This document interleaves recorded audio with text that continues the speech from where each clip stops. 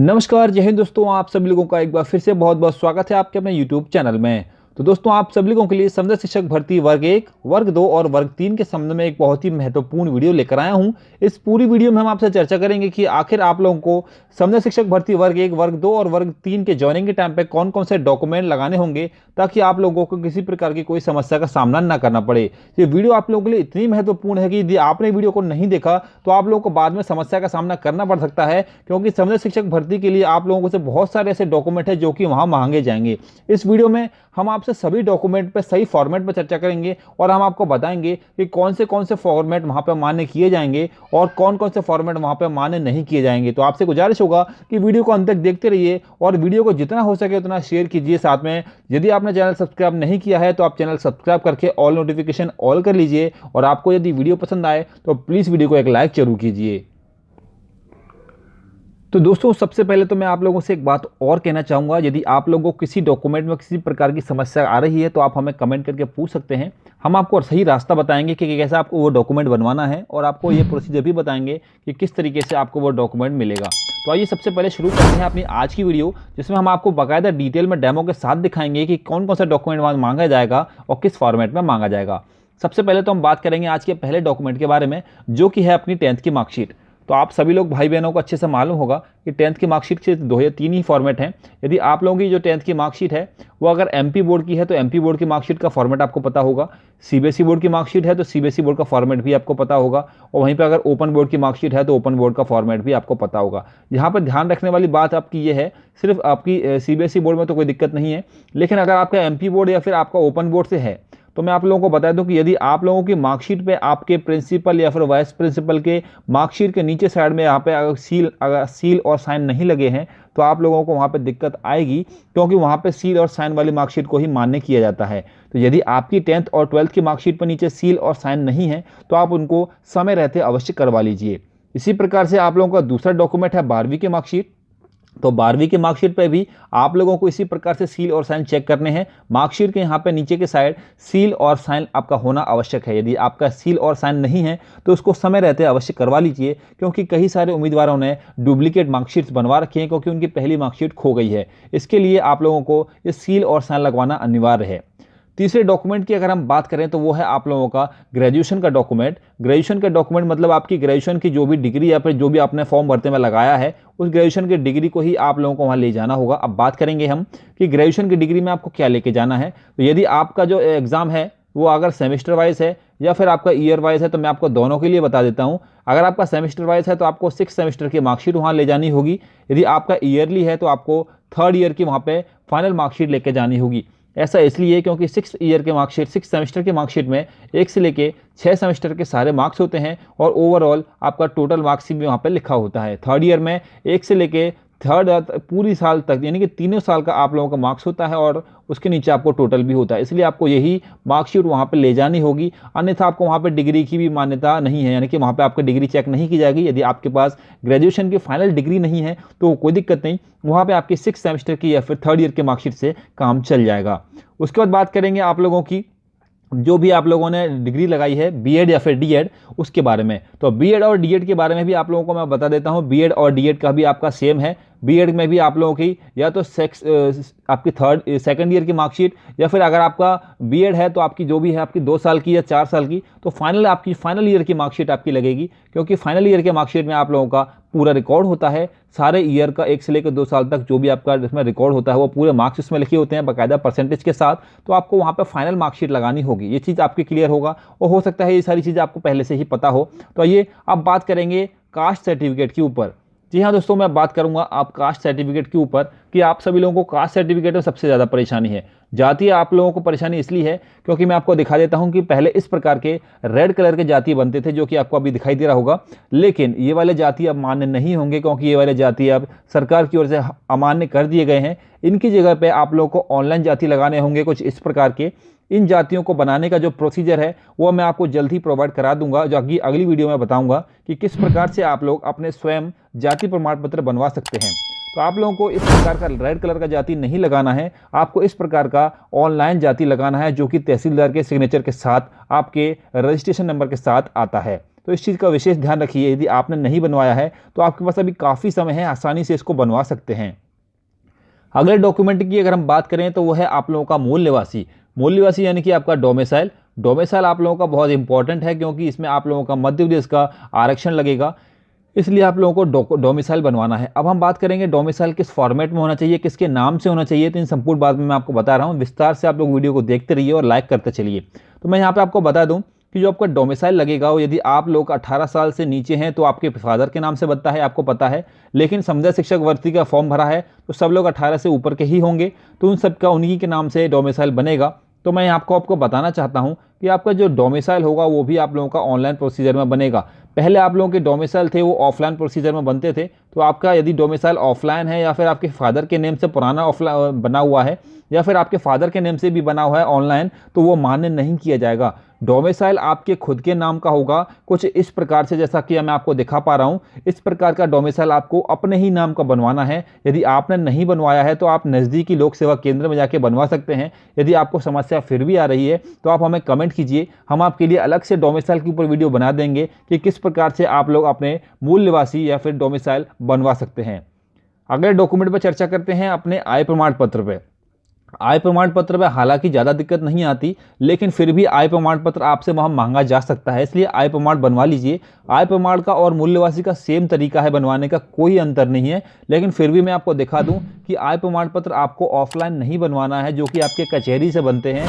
आपको आय प्रमाण पत्र ऑनलाइन बनवाना है जो कि आपके लोक सेवा केंद्र से बनते हैं। कुछ इस प्रकार से आप लोगों का आय प्रमाण पत्र बनने के बाद प्राप्त होगा। आय प्रमाण पत्र हमेशा घर के मुखिया के नाम से बनता है। यदि आपकी शादी हो गई है तो आपके हस्बैंड या फिर आपके स्वयं के नाम से बनेगा। यदि आपकी शादी नहीं हुई है तो आपके फादर के नेम से यह बनता है। डोमिसाइल भी आप लोगों का ऑनलाइन बनेगा और आपका आय प्रमाण पत्र भी ऑनलाइन बनेगा। तो इस प्रकार से आप लोगों को आय प्रमाण पत्र अपना बनवाना होगा। अगले डॉक्यूमेंट की चर्चा करेंगे, इसमें आप लोगों को आपके फ़ोटो की ज़रूरत पड़ेगी।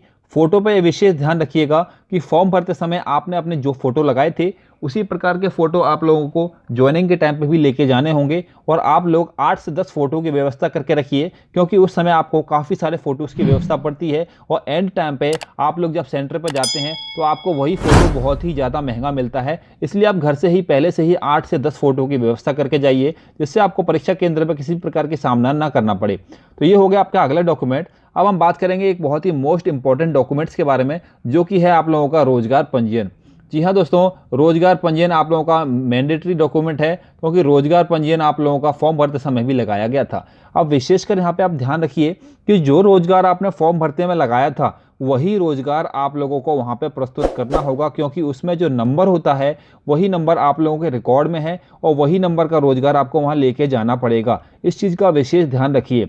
अगर कोई उम्मीदवार जिसका रोजगार गुम हो गया है या फिर रोजगार नहीं मिल रहा, तो वो रोजगार की साइट पर जाके फॉरवर्ड करके उस रोजगार को प्राप्त कर सकता है। सभी सुविधा उपलब्ध हैं। यदि आपको दिक्कत आए तो आप हमें कमेंट करके बताइए, हम आपके लिए उस पर भी वीडियो लेकर आएंगे कि किस प्रकार से आप लोग अपने रोजगार को पुनः प्राप्त कर सकते हैं। यदि आपके रोजगार नहीं बनाना आता तो मैं आपको लिंक में डिस्क्रिप्शन में वीडियो दे दूंगा, वहाँ से आप सीख जाएंगे कि किस प्रकार से अपने रोजगार को प्राप्त करें। तो रोजगार के लिए भी मैं आपको बता दूं 2 फॉर्मेट होते हैं। एक फॉर्मेट तो आपका होता है वो ग्रीन कलर का या फिर येलो कलर का, जो पुराने ऑफलाइन बनते थे रोजगार कार्यालय में, तो वो यहाँ पे बिल्कुल नहीं चलने वाला, सिर्फ ऑनलाइन चलेगा। जैसे ज़्यादातर आपके जो फॉर्म भरे हैं उसमें ऑनलाइन रोजगार ही लगा है, तो सबका ये ऑनलाइन वाला रोजगार बना होगा। फिर भी मैं आपको दिखा देता हूँ डेमो के तौर पर। इस प्रकार का रोजगार आप लोगों को वहाँ पर प्रस्तुत करना होगा। अगर इसके पीछे का पेज नहीं है तो भी कोई दिक्कत नहीं, ये वाला आपको जो आइडेंटिटी कार्ड टाइप का होता है यही आपको वहाँ पे प्रस्तुत करना है। यदि आपके पास पीछे का है और आपके पास ये आइडेंटिटी कार्ड नहीं है तो इसको जरूर निकलवा लें, क्योंकि वहाँ पे आपको बहुत दिक्कतों का सामना करना पड़ेगा।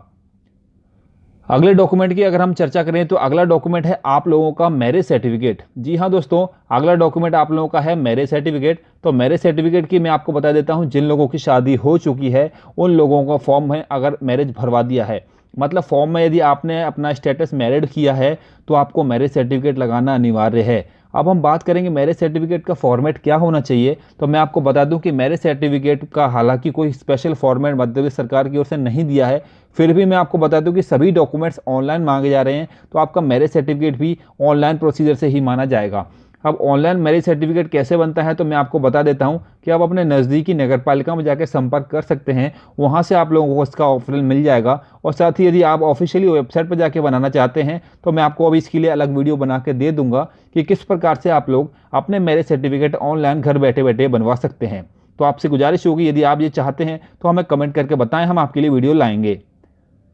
अगले डॉक्यूमेंट की अगर हम आपसे चर्चा करें तो अगला डॉक्यूमेंट है आपका EWS सर्टिफिकेट। जी हाँ दोस्तों, जिन लोगों ने अपने EWS काउंसलिंग के तौर पे एडमिशन लिया है उन लोगों को अपना EWS फॉर्मेट के जो EWS सर्टिफिकेट है उसको सही फॉर्मेट में वहाँ पर देना होगा।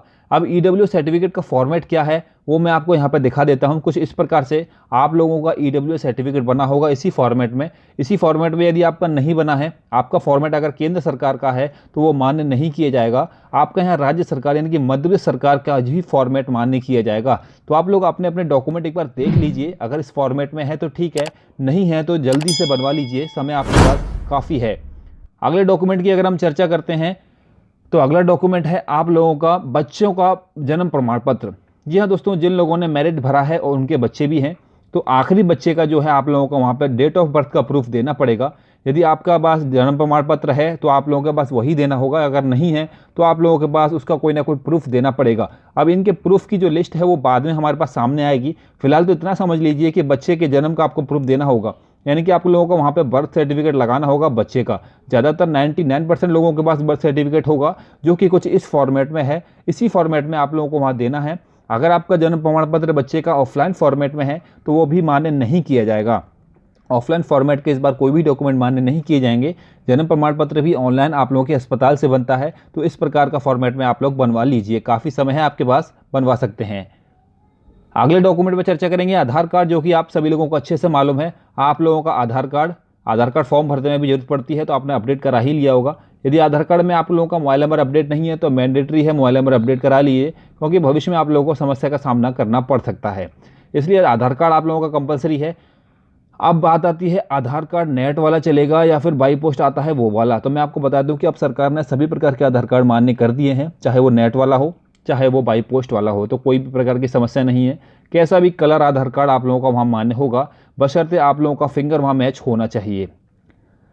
अगले डॉक्यूमेंट पे अगर हम चर्चा करें तो अगला डॉक्यूमेंट है आप लोगों का गेस्ट टीचरों के लिए। यदि आप लोग गेस्ट टीचर से फॉर्म दिया है तो गेस्ट टीचरों का आप लोगों को वहाँ गेस्ट टीचर का प्रमाण पत्र लगाना होगा।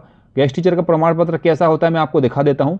कुछ इस प्रकार से आप लोगों को ऑफिशियली अपनी गेस्ट पोर्टल पर लॉगिन करके आपको ऐसा अनुभव प्रमाण पत्र प्राप्त होता है, जो कि कुछ इस प्रकार से दिखेगा। इस अनुभव प्रमाण को आप लोग देख पा रहे होंगे, यहाँ पे आप लोगों की सब चीज़ें जानकारी सब कुछ मिल जाएगा इसी प्रकार का, इसी फॉर्मेट में।